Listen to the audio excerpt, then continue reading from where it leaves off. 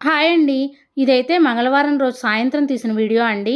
ఇదైతే night routine share చేస్తాను. ఇప్పుడు టైం వచ్చేసి 7:15 అయిందండి. మా పిల్లలైతే ట్యూషన్‌కెళ్ళిపోయారు. 7:30కి అయితే ట్యూషన్ నుంచి వస్తారండి. మా పిల్లలు వచ్చేలోపు అన్నం అయితే వండేసేయాలి. ఉదయం కర్రీస్ అయితే ఉన్నాయండి. ఉదయం అయితే నేను తోటకూర ఫ్రై చేశాను. అలానే వంకాయ కర్రీ కూడా ప్రిపేర్ చేశాను. అవైతే ఉన్నాయండి. ఒకవైపు అన్నం అయితే పొయ్యి మీద పెట్టేశాను.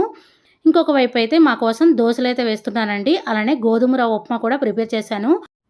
మేమైతే డిన్నర్‌లో టిఫినే చేస్తామండి. ఈరోజు గోధుమ రవ్వ ఉప్మా, అలానే దోసలైతే తినేసామండి. ఉదయం చేసిన చట్నీ ఉంది. ఇద్దరమైతే డిన్నర్ చేసేసాము. మా వారు వెళ్ళి మా పిల్లల్ని ట్యూషన్‌కైతే వెళ్లారండి. పిల్లల్ని తీసుకురావడానికి. ఈ లోపలైతే అన్నం ఉడుకుతూ ఉంది. ఇంకొక సైడ్ అయితే నేను పాలైతే పొయ్యి మీద పెట్టేశానండి. పెరుగు తోడుపెడుతూ ఉంటాను. నేను ఇంట్లోనే పెరుగు తోడుపెడతానండి.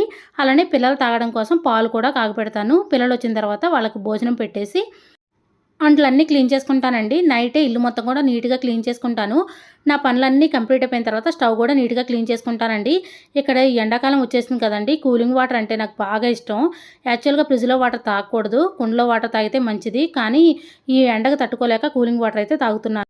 ఈ ఎండాకాలంలో ఆడవాళ్ళకి ఇంకొక పని ఎక్కువైపోతుందండి. ఎందుకంటే ఫ్రిడ్జ్‌లో వాటర్ పెట్టే పని మనదే కదా! కొంతమందైతే మగవాళ్ళు కూడా పెడుతూ ఉంటారు. మా ఇంట్లో అయితే నాదేనండి ఆ డ్యూటీ కూడా. ఇంకా ఆ పని కూడా నాకు యాడ్ అయిపోతుంది. నేనైతే అసలు మెయిన్ ఫ్రిడ్జ్‌లో వాటర్ లేకుండా అసలు ఉండలేను ఎండాకాలం అయితే. నా పనులన్నీ కంప్లీట్ అయిపోయిన తర్వాత స్టవ్ మొత్తం నీట్‌గా క్లీన్ చేసుకోవడమే అండి. ఇక పిల్లలు పాలు తాగిన తర్వాత పడుకుండిపోతారు.